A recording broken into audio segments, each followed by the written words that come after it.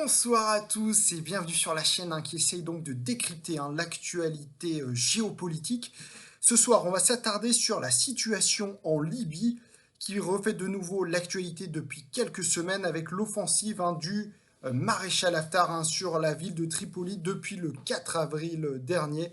avec un bilan humain jusqu'à présent extrêmement lourd. On parle d'un millier de morts de part et d'autre. De morts. Alors ce soir, on va essayer de comprendre ce qui se passe vraiment et qui sont les acteurs de ce conflit. Et surtout, dans cette vidéo, on va essayer de comprendre donc au-delà des acteurs, quel est leur rôle et qu'est-ce est leur objectif. Alors, depuis le 4 avril, comme on disait en introduction, le maréchal Haftar a lancé une offensive pour reconquérir donc la ville de Tripoli, siège du gouvernement internationalement reconnu, connu sous l'appellation donc de GNA, gouvernement donc d'entente nationale, conduit par le Premier ministre Fayez al-Sarraj. Or, il faut savoir que depuis 2014, le gouvernement de Tobrouk, dans l'est du pays, en Cyrénaïque, conteste donc l'autorité de ce gouvernement internationalement reconnu à Tripoli, et donc a commencé donc à rejeter l'autorité. Mais voici qu'elle a tenté de former une force paramilitaire depuis plusieurs années, connue sous l'armée nationale libyenne, conduite par le maréchal Haftar, qui est donc un renégat de l'ancien régime du maréchal, du général Kadhafi. Et donc, ce maréchal Haftar mène une offensive depuis plusieurs années, a conquis quasiment les 2 tiers du territoire libyen, et désormais il veut conquérir cette ville tant convoitée de Tripoli. Mais voici que depuis quelques semaines, le blitzkrieg du maréchal Haftar tourne en fiasco et se voit donc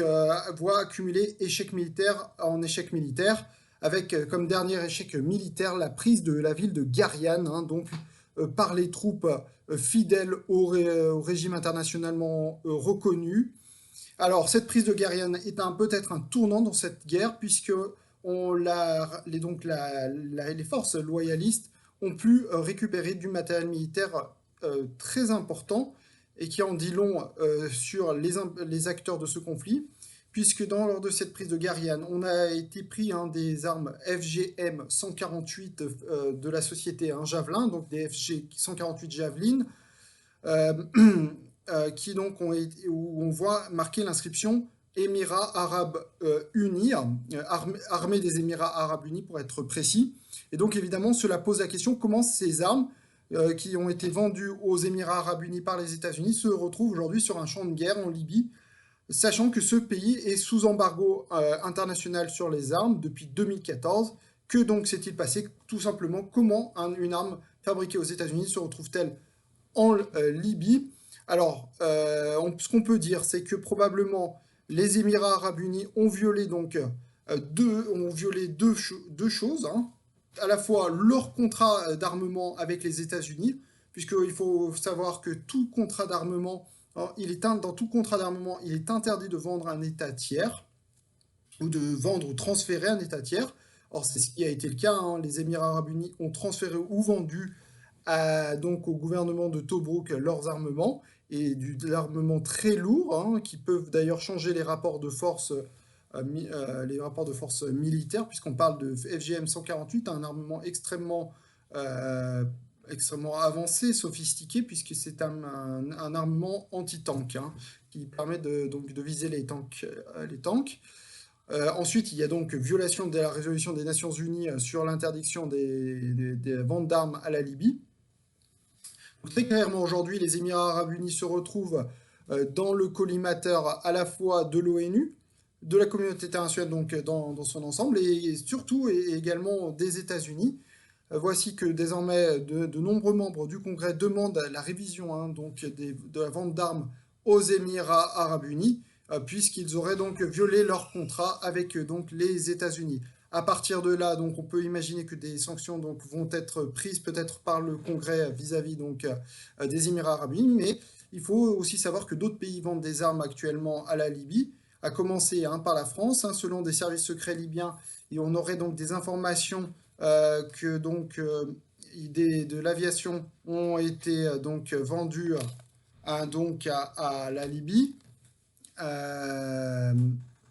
des matériels d'aviation a été vendu à la Libye. Et donc, évidemment, la France aussi violerait très clairement les sanctions de l'ONU, l'Égypte aussi. Alors, il faut aussi le dire que dans l'autre camp, il y aurait aussi des violations hein, de l'embargo de l'ONU, puisque la Turquie et peut-être le Qatar aussi auraient vendu du matériel militaire. Ce qu'on sait, c'est que tout de même, la Turquie aurait transféré plus récemment du matériel militaire, même s'il faut dire que, au cours des dernières semaines, celle-ci a transféré de façon massive des armes à la Libye et ceci a peut-être d'ailleurs changé le rapport de force en faveur donc, des troupes loyalistes qui, après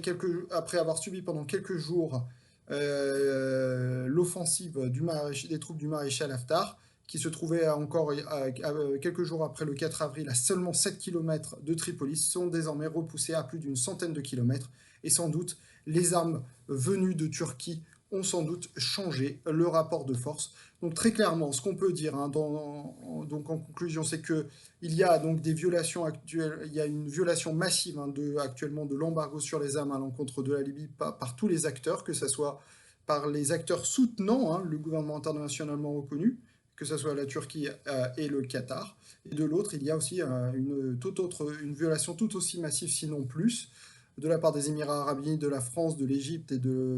et probablement de la Russie, qui eux soutiennent en fait le camp du maréchal Haftar. Et donc, on peut se demander à quoi servent ces résolutions de l'ONU,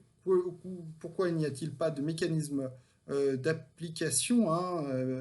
et pourquoi il n'y a pas de mécanisme tout simplement de sanction vis-à-vis de tous ces pays qui violent ces donc, résolutions onusiennes.